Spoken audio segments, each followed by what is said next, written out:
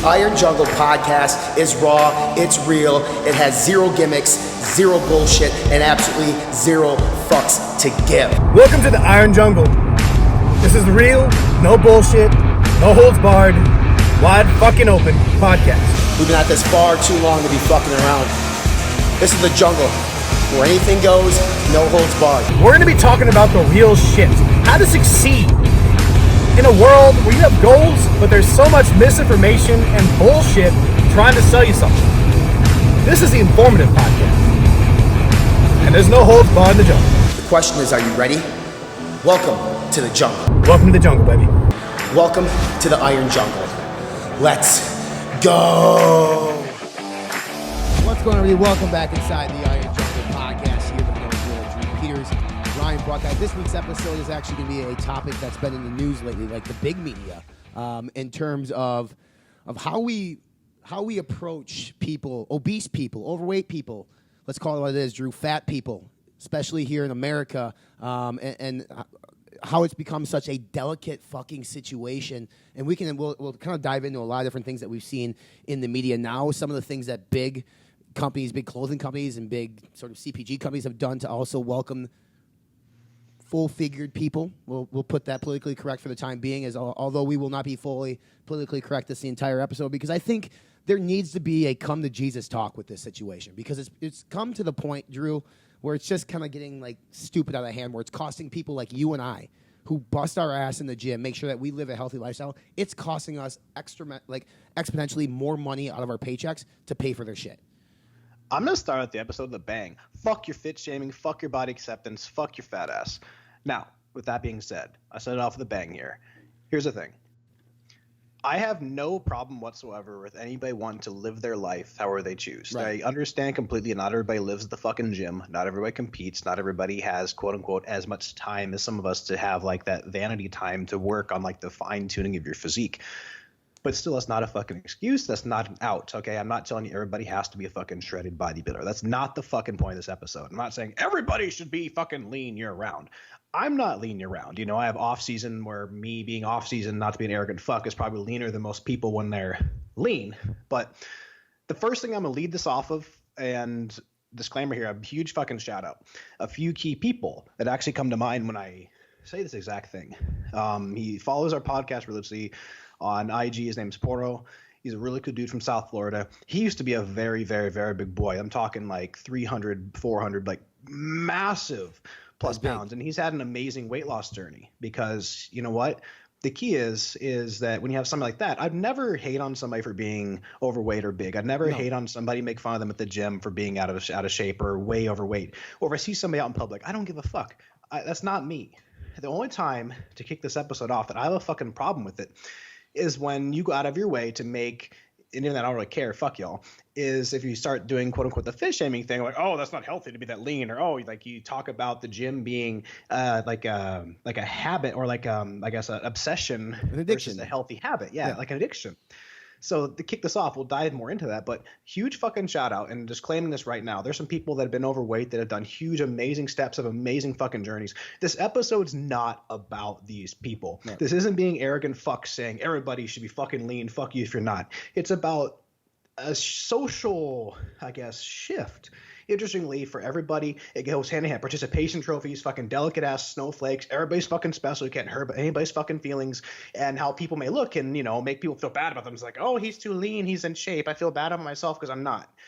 That's the part I have a fucking problem with. Yeah. I mean, there's a lot of issues with this whole situation that I have a big problem with. The one, for me, I used to be fat, man. I mean, I was like a 240-pound 14-year-old kid. That's fucking ridiculous, right? And, like, I didn't make a change in my life until I realized that what I saw in the mirror, I fucking hated. I hated. Now, that's not to say if you look in the mirror and you're okay with what you see, that's fine. But at the end of the day, if somebody is like morbidly obese, extremely large, and people are encouraging them to keep living that type of lifestyle, you're killing that fucking person. Every single day, you are killing that motherfucking person because it's not healthy to live that way. Just as it's not healthy to be stage weight and stage lean year-round, because it's not. It is definitely not healthy to be that much overweight year-round, and to the point where like they continue to eat McDonald's and Snicker bars and smoke and all these unhealthy habits. And the thing, Drew, that I hear some people is like, well, everybody's gonna die someday, so I might as well live my life. That's kind of an ignorant fucking statement too. At the same time, because it's not just you and your life. Like there are people around these individuals in which your life is impacting. I mean, most people have somebody in their family, have children, have significant others, whatever. You should really take care of yourself. And within general society, I just want to bring up like Bill Burr, I believe is what his name is. He did a whole segment on how we as a society, we shame smokers. We make smokers go outside 15 fucking feet away from a building to light up a cigarette. I'm all for that. I'm good for that. But that is like the definition of shaming a smoker. Like, shame on you for smoking. But we're okay with people walking around 120 pounds overweight and we can't say a fucking thing? I'll be a prick about that. I don't want you fucking smoking near me. I don't like how it smells. It just pisses me off. I didn't knock it the fuck off. The very clarify. I opened the episode. I went and physically checked on IG. Alex, huge fucking shout out to you. This boy was a 480 fucking pounds. He had to weigh himself on a freight pallet at a shipping place to see how much he actually fucking weighed. He's down to 210 pounds. So Alex, I know you're listening, bro. Shout out to you. This episode is not about people like you. It's about the opposite. People like you that make a fucking change in their life and make a positive difference. You are a rock star, my man. And now, with that being said, this is exactly it. People have this interesting chasm where, like, exactly, you shame people for quote unquote smoking is deemed unhealthy, but people don't recognize the elephant in the room where people killing themselves because they're so overweight. They don't take any account into their overall health, their heart, their circulatory, their blood glucose levels for type 2 diabetes, onset things. And the part it doesn't just stop with just that. It seeps into people around them, whether it be their kids, whether it be the rest of their family members, because, you tend to reflect what other people around you are. I'm just telling you one thing now, and I get this too, is it's kind of turned into a fat shaming episode here. But the part two is it's really hard to make a positive change if you want to start working out, start making better choices, start being healthy. If everybody in your fucking immediate circle has bad choices, like, I'm gonna watch what I eat tonight. Oh, come on, we're going out for wings. We're all going out for pizza night. Come on, we're having ice cream after. Or hey, come over to watch the game, and you have a smorgasbord of bad food, and that's like, it's fine. It's a social thing where I get that it can be really hard to avoid drinking or a lot of food, things like that. And that's fine. That's part of social life. But it can be really hard to instigate that change. I know for a fact, too, even living the lifestyle we kind of live where it's on autopilot for us, it gets tough. It sucks. Okay, we're going to Buffalo Wild Wings. I'm like, okay, I'm in prep. I can't fucking eat anything. But even like on a general day-to-day basis, it can be really hard to implement those changes if you don't have that positive support. Because here's the other part we're going to kick this off with, is that a lot of times the support system can make or break that. If you have people, like if you're out of shape like that and you want to make a fucking change, but people around you don't, they think it's going to be too fucking hard to go to the gym. They think it's going to be too fucking hard to do cardio. They think it's too fucking hard to start eating right. They're going to discourage you because you're making them feel like a piece of shit. Because people get fucking uncomfortable when you do things or have the dedication or the willpower to start making a positive change to improve yourself. I've said that before. I'll say it fucking again. That's a recurring theme on this episode. You're going to make people uncomfortable when you make a positive change. You mentioned support group, and what I find is super interesting about the people that their support group encourages their life choices, which leads them to be, in this case, say, just obese. But as soon as they go in and they're diagnosed with diabetes or something, diabetes is one of the leading causes of death in this country. Now the support system stands up and says, we're here to help you. Where the fuck were you 2 to 4 years ago when I was making these bad choices that led me down this road? Like, we always decide to come through or try to come through when it's too late. And that happens where you visit a doctor and the doctor says you have cancer, you have diabetes. Now you decide to make a lifestyle change.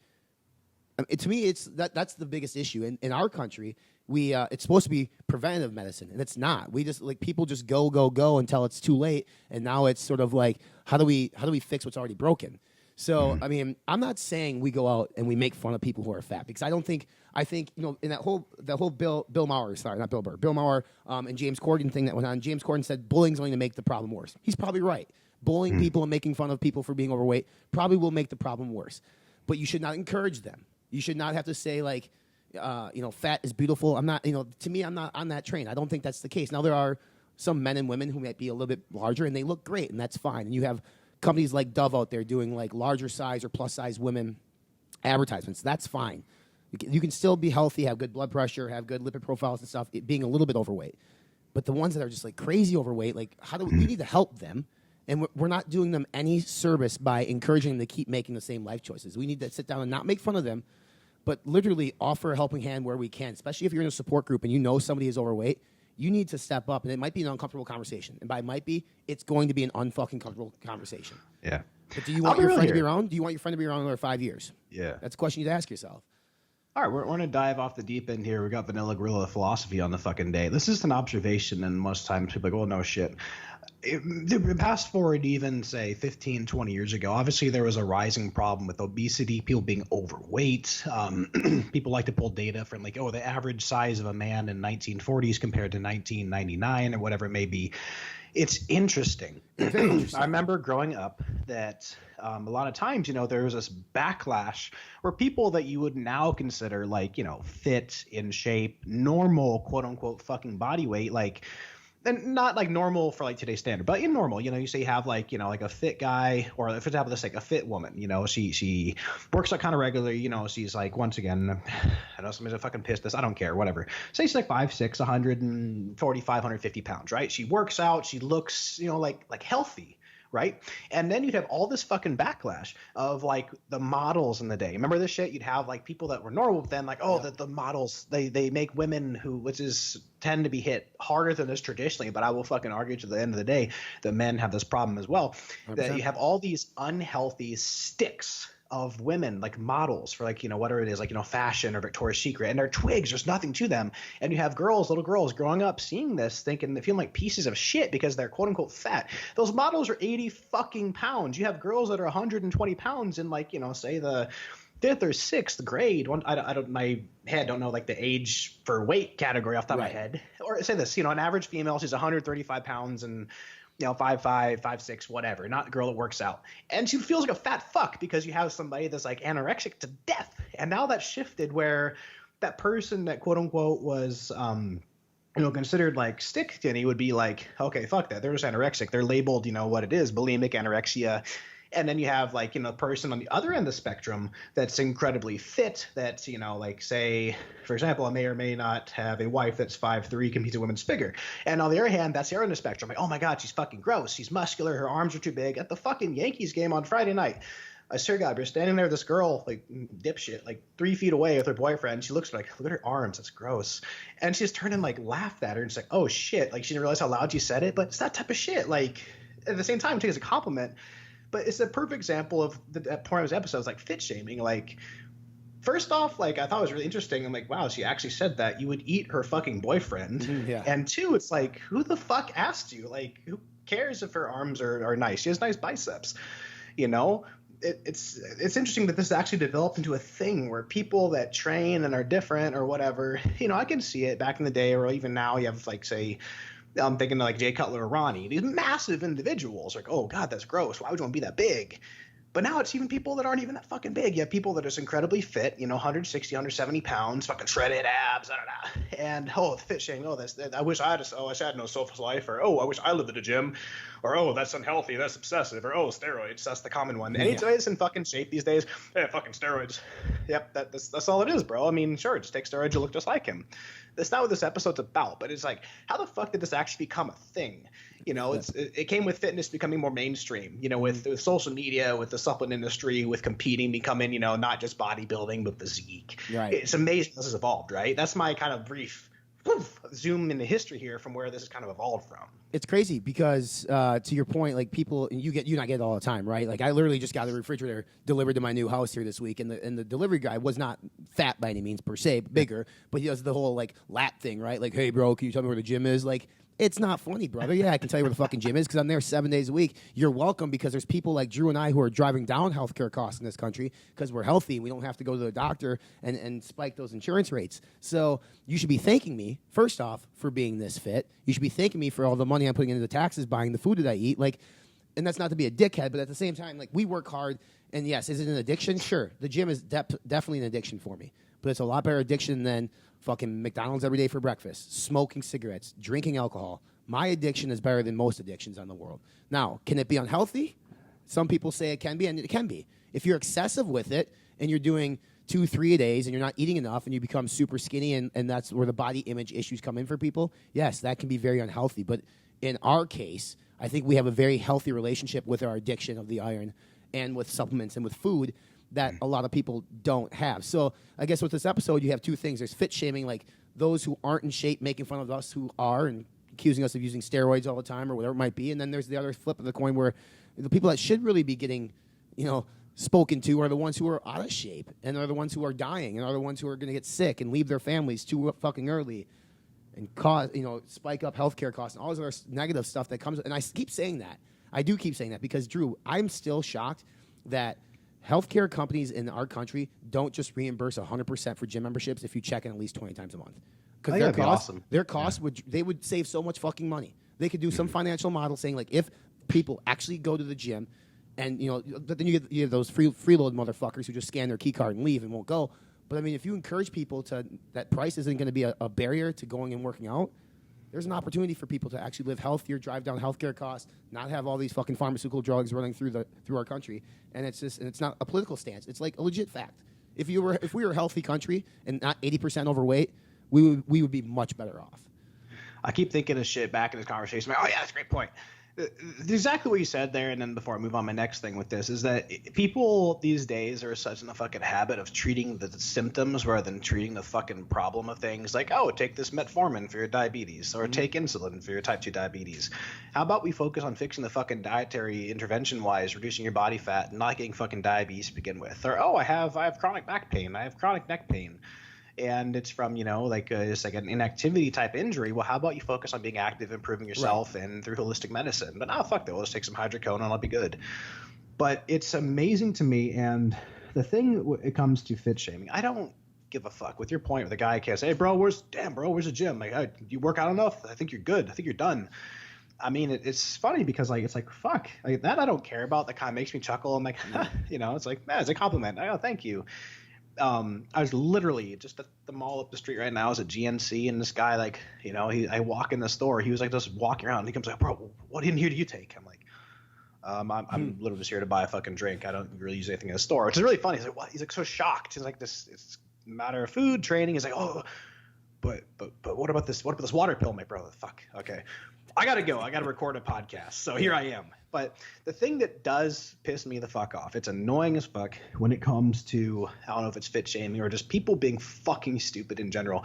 I don't care if people like a certain product. I don't care if somebody likes fucking C4. I don't care if somebody likes whatever it is. It's not considered quote unquote a good supplement. The thing that I can't fucking stand, it'll piss me off more than anything else, and I have a horrible habit of doing this. I'll read comments on social media, whether it be Facebook, Instagram, so on and so forth, and it's not about the product itself. It's like if you have somebody well-meaning, and it's not always in a fitness group, it's always some dumb fuck outside that circle, you realize you live in a vacuum. Mm-hmm. If you go and you see somebody quote unquote normal, I don't know where to find this, happens all the time. If I have a picture of somebody that say Facebook, your friends, whatever, people that don't work out, it's like, oh, that the protein is going to harm your kidneys, or I don't use any protein. So you had a post about this today about people that don't take steroids saying, oh, I'm natty, I'm better than you, or oh, I've never taken anything. Right. And it's an accusatory thing, and it's superior. That's a different topic. But it's annoying when people say, "Oh, that they see somebody they don't take protein or creatine, whatever it may be, but they've heard about it, and they're natural, they're super fucking soft, and that's nothing." Once again, I'm not body shaming them. It's when they come in like, "Oh, that protein is going to harm your kidneys. Like that creatine is bad for you. It's a steroid." They're so misinformed, and they're giving your opinion, which nobody asked for. Right. On a picture about how the supplements are going to kill them, or, oh, it's not healthy to have the muscle mass, or the other one I always hear people pull out of their ass, usually toward bodybuilders like myself. Okay, I don't know why you're fucking arguing with me right now. Like, I fight MMA, like that mass would slow me down. I could kick you in the shin and you drop. I'm like, bro, I'll fucking pick you up and slam you. Like, I don't care. Fuck, man, I didn't ask you. But people if they think that that's a different angle, they'll fit shame indirectly, saying, oh, well, those protein shakes must make you stupid. Oh, that creatine must make you dumb, or oh, all those steroids must be great.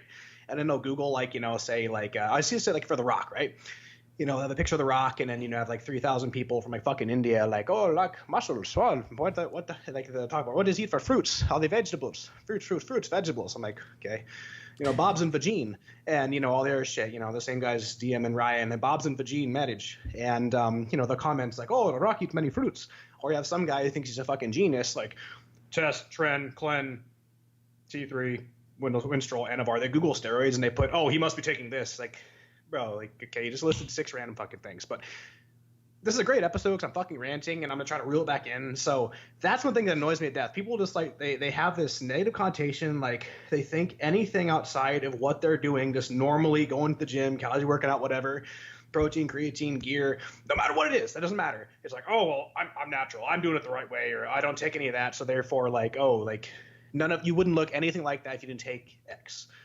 But I know it's a huge tangent, but I just got fired up on that. So it's true. It's true. I mean, you and I have the same philosophy on that. I mean, just in terms of like the fit shaming, I think becomes more prevalent when you're on prep and when you're trying to compete, because I think that's when people really, because now not only do you look a certain way, now your eating habits and your social habits change too. So like that comes in, and then we've talked about this on a prior episode. It's like people don't understand, and then Drew and I have discussed like cut negativity out of your fucking life, right? And the same thing comes with fit shaming. So if people are literally looking at you and giving you shit because you go to the gym or you do an hour of cardio or whatever it might be, then fuck those people. Like, you don't need those people in your life. Now, on the flip side of that, fat shaming, for instance, if people are shaming you for being fat, fuck those people too, because they're rude. But you also, like, to what I was talking about earlier, it's like, you still, if somebody's making fun of you for being fat, that sucks. That's shitty. It's terrible. But what are you going to do about it? Like, I mean, are you literally comfortable in your own skin? If you are, I guess there's nothing I can say or do to change your fucking mind. But I can't believe, Drew, you can't tell me that people who are overweight, that have to look at themselves in the mirror every day, are happy with themselves all the time. And I'm not saying you and I are happy with ourselves all the time. I guarantee we're not. Mm-hmm. But, I mean, I've got to imagine when I was a 240-pound, 14-year-old kid, I was fucking miserable. I was being made fun of, and being made fun of sucked as a kid. I can imagine being made fun of as an adult.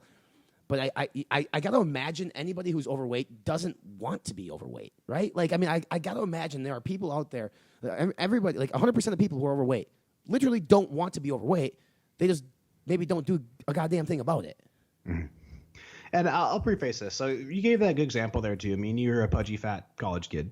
Let's supposed to paint the picture of what it is. You definitely loved your Wisconsin Badger cheese and beer. Mm-hmm. Jesus Christ, they raped Michigan the other day, which is beautiful. That's what we do.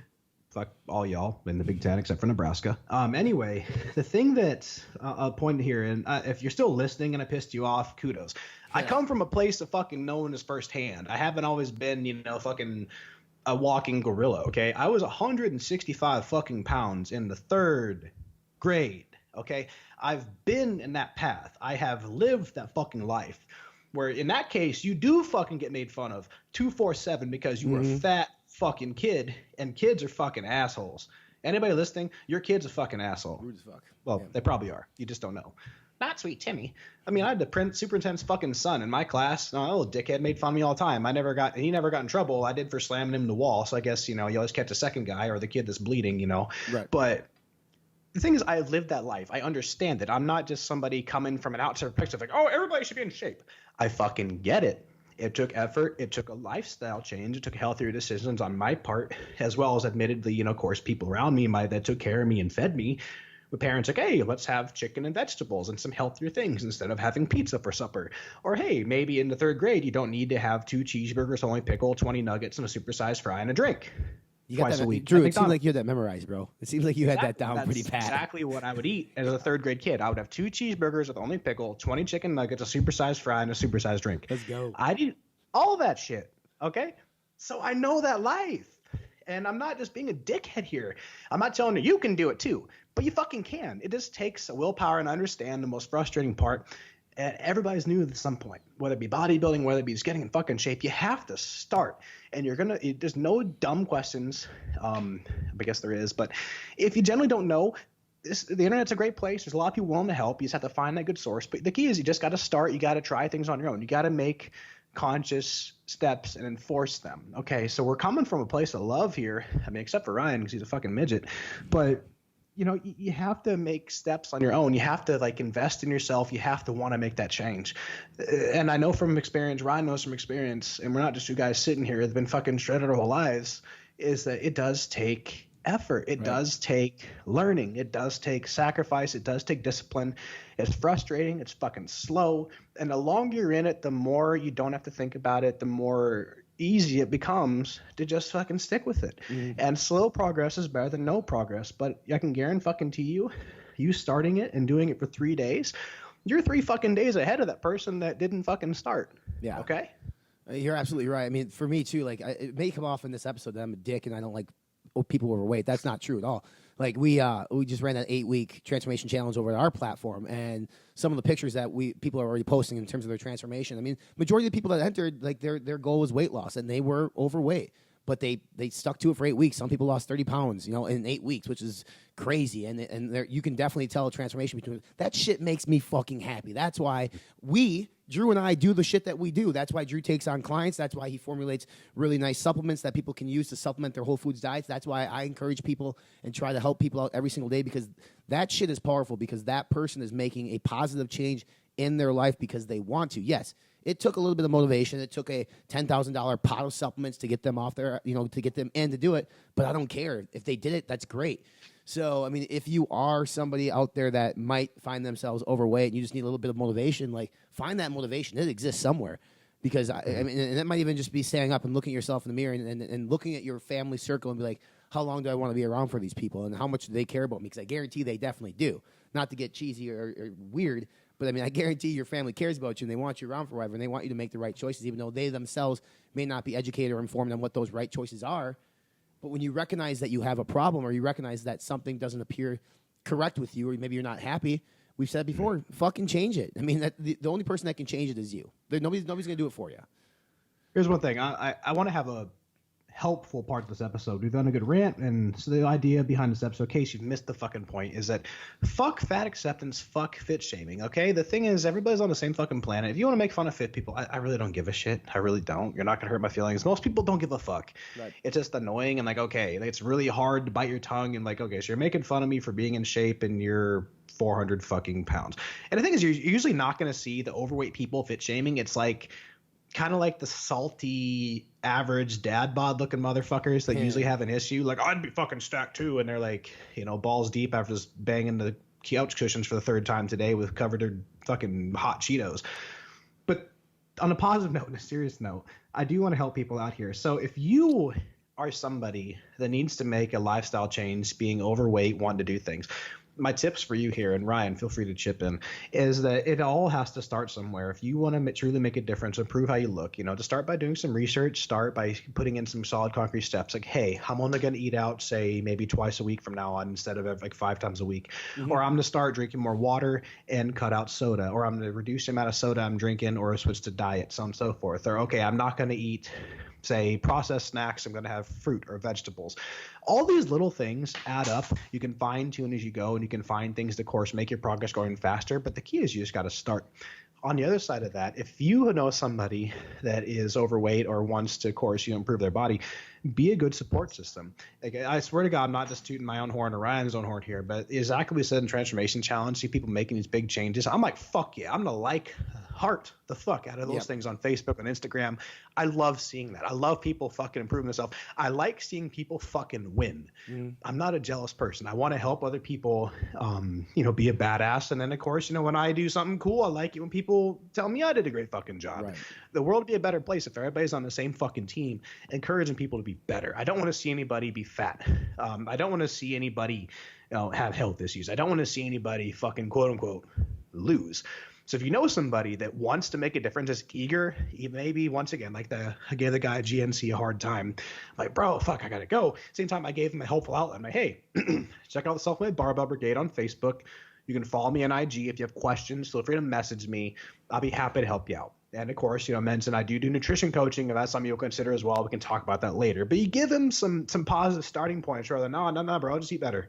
Like, that kind of helps, but that doesn't fucking help. Like, he was as clueless as when he asked you a question. Right. So the thing is, if you get the opportunity, or even if you see somebody, I'm notorious for this. People think I'm fucking weird because I don't talk to anybody at the gym, but then once in a while I'll see, like, I've done this, somebody that's like overweight and like working out hard. I'll fucking walk by bump like, yeah, man, you fucking crushing it, yo. Good day at the gym. And it's like, it's like, hey, man, like, I see you working. It's like, bump them, like, give the fist bump, like, keep that shit up, man. Good workout, bro. Yeah. Like you're getting it. You're getting it. And just care about your day. You don't have to fucking tell them your life story. You don't have to ask what their goals are. Just encourage that shit. Yeah. Super simple. You know what that does to somebody's confidence? 100%. I got a buddy, Jamie, at my gym. The dude was, he was probably 70 pounds ago. But you start to notice, I didn't know the guy. Didn't know him at all. But every time he came in, I saw how hard he was working. I started seeing his body change. And when you're that person who sees your body every day, you don't see these changes like the rest of us do.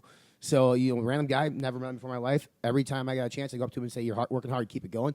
Dude lost like 50 pounds, looks great. Now he's a personal trainer himself because he fell in love with it. So, if you are, to Drew's point, if you're one of those people who are overweight, looking on the internet is obviously a good start. It also is a very scary area too because there's a lot of bad information on that plate. But to his point, I think my biggest advice is look at your current intake in terms of your diet, right? If you're drinking, to Drew's point, maybe you're drinking a Mountain Dew a day or 2 Mountain Dews a day. Cut that down to 1 a day. Don't cut it out completely right away. Take your time, because if you cut everything completely, you're just going to get pissed off. That's why any good trainer who does a nutrition plan for you, like if you go to Drew and you're drinking a case of Mountain Dew a week, he's probably not going to say stop drinking all of it. He'll probably tell you to cut it down by 60%. And eventually he wants you to cut it all, or maybe a soda here and there because it's not going to kill you, but you don't need to be drinking a whole case a week. So just start looking at some of the bad habits that you potentially have and just start changing them by cutting things out here and there little by little. Obviously, you can take a step to get a gym membership or exercise. You can start doing stuff at home. Go for a fucking walk. I mean, if it's nice outside, just go for a walk around the block to start, then maybe 2 blocks, and then maybe a half mile, whatever it might be.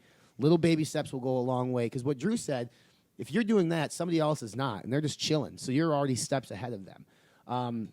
Your support system is interesting because, to Drew's point earlier, a lot of times your support system is a lot like you. So if your closest friends are also overweight, it's tough maybe to have that support system because maybe nobody there really recognizes it or wants to make a change. So maybe collaboratively come together and do like a group challenge. Challenge each other as a group of friends to do this shit together, because having that support system, where it's in, going out to a restaurant, going to a gym, that can be, it's like CrossFit in life. I mean, there's a reason why CrossFit's so goddamn popular, because people love that sense of community. Your sense of community is your friends. You rely on them. Like, come together and make it happen.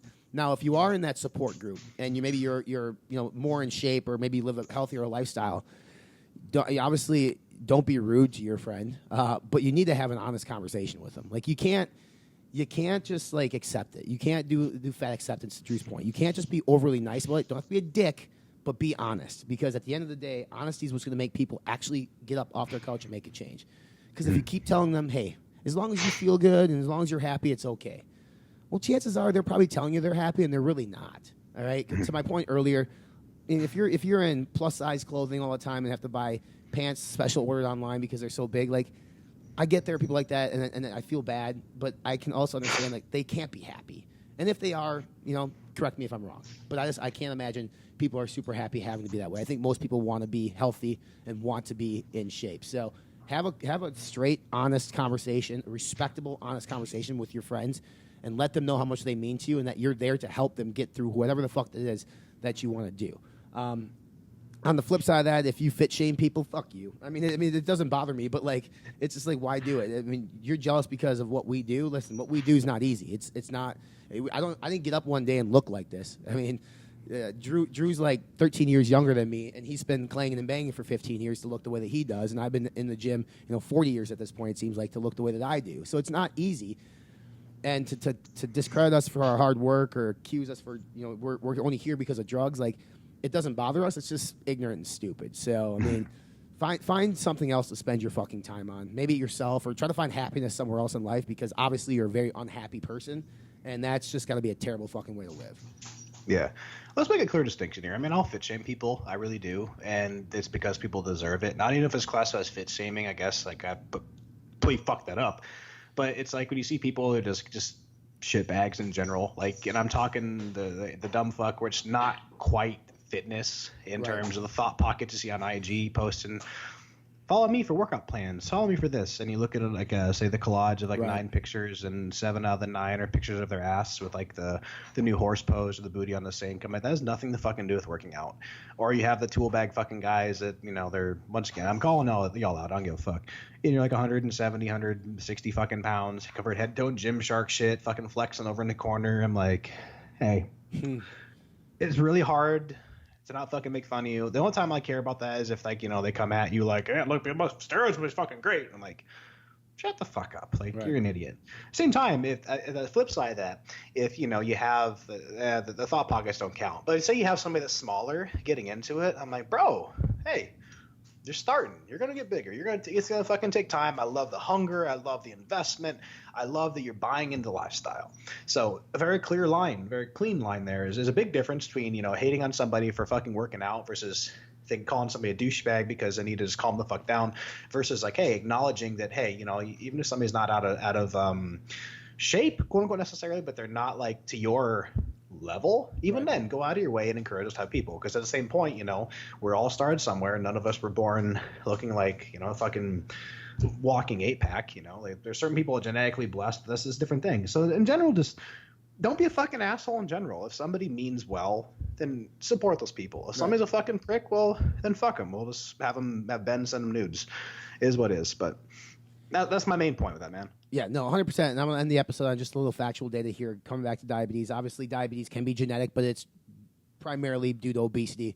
And then this is like a little bit dated data, but like in 2016, 1.6 million people in this country died of diabetes.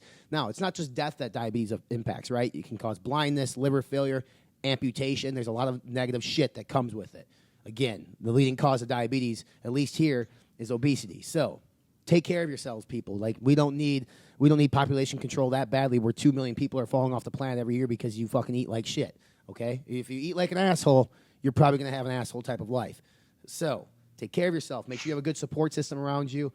Follow the right path. If you need help, obviously, Drew and I are going to help all the time, and we get free advice all the time. We could be charging for this shit. We don't want to, because we want to see people succeed. And to what Drew said, we love it when we fucking see people win. It's awesome. It's why we do what we do. It's a lot of fun.